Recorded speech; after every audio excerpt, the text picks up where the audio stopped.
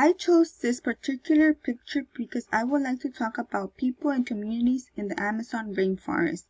More than 30 million people, including 350 indigenous and ethnic groups, live in the Amazon rainforest. These people depend on nature for agriculture, clothing, and traditional medicine.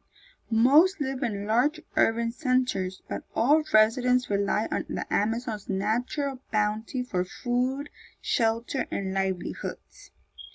The World Wildlife Fund engages local indigenous communities and government to manage protected areas. The WWF also supports local communities' ability to earn a living sustainably. For example, in a protected area in Bolivia, the WWF supports training and organic certification for sustainable nut harvesting.